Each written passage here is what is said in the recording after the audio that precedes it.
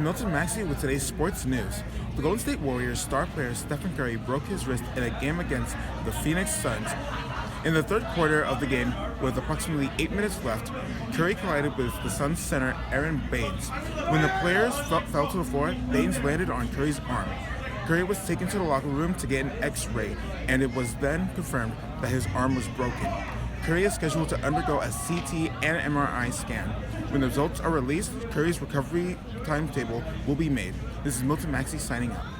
Hi guys, it's Sophia and I'm here with your political news. So recently, our President Donald Trump has released a testing poll on Telemundo, which is a Latino news channel. He released a poll testing whether Latinos would vote for him to stay as president, and it actually went up by 3%, which put him at 28% chance amongst the Latino community to keep him as president. It is now time to get into some economy news. Starting it off on Friday, U.S. employers added 128,000 jobs in October, according to the Bureau of Labor Statistics, that is. Meanwhile, the unemployment rate rose slightly to 3.6%, but it was for a good reason. This is because it was estimated that about 325,000 Americans started looking for work. Overall, the report was far stronger than expected, beating economists' forecast for a gain of 89,000 jobs, and having an average hourly earning increase to about 0.2%. However, when it comes to hiring, it is shown that 2018 had it far better. Hey, this is Audrey with your education news, bringing you a story about a $10 million gift that will provide scholarships to UCLA students from middle-income families. This scholarship is funded by Steve Tisch and will also encourage other donors to contribute to this fund.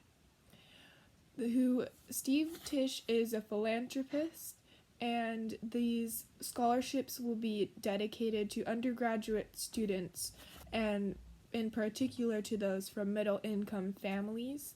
Half of the fund will be distributed over the next 5 years in order to provide 4-year scholarships to students entering in the 2020 class.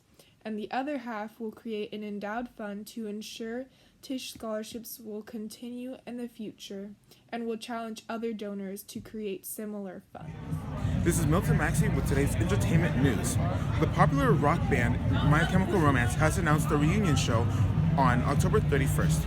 After breaking up on March 22nd, 2013, the band decided to have one more show together on December 20th this year in Los Angeles. When the show was announced, My Chemical Romance fans went ballistic, and in a matter of minutes, the show sold out. This demonstrated the passion that the MCR fan base still has for their band, even though they have been separated for 6 years. This is Milton Maxey signing out. Hey guys, it's Sophia and welcome to your health news. Today I wanted to talk about daylight savings time and how scientists have actually discovered that it's actually bad for us more than it is good for us. They have discovered that during daylight savings time, we have a lot more sleep effects, heart problems, and car accidents. So with sleep, they said that we're not getting enough sleep because even though it's getting darker earlier, our body is still telling us to go to sleep at the same time that we usually do, or even later. So this results into car accidents because we're not getting enough sleep, so people are falling asleep behind the wheel.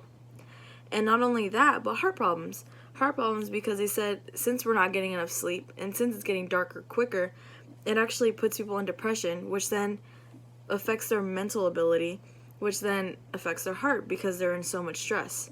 So, is daylight savings time, gaining an hour of sleep, good for us? Or is it really, really bad for us? And should we just keep our other... This is Audrey with your entertainment news, and I will be telling you about the Phantom Frappuccino, which Starbucks launched in Europe. This blended drink includes coconut milk, mango and pineapple essence, Starbucks cream frappuccino syrup, and what the brand calls ghoulish lime slime. This drink is targeted towards those who are health conscious since it contains spirulina and charcoal. However, despite this, a mini-sized version of the frappuccino contains more than an American woman's recommended daily intake of sugar. It is time for trending news. Starting it off, Edison High School had just done Red Ribbon Week as a way to say no to drugs. I believe that this type of occasion is a good thing because it allows for us, the community, to stand up towards the dangerous addictions that we inflict ourselves with.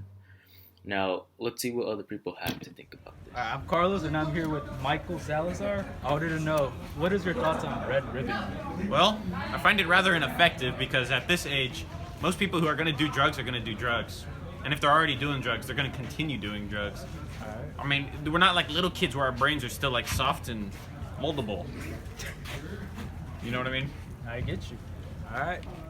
So I'm here with Michael, and Michael, I wanted to know, what was your thoughts on Red Ribbon Week? Did you feel like it was a good message towards no drugs? Yeah, I think it's real good for younger generation because recently, drugs has been a big issue among like younger generation.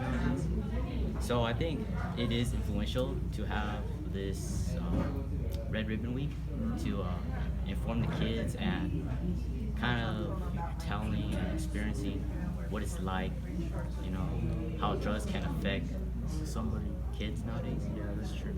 So, yeah. All right, so I'm here with Jose, and Jose, I wanted to know, what was your thought on Spirit Week? Spirit Week. Okay. I didn't actually do anything for Spirit Week, but I think it was pretty cool.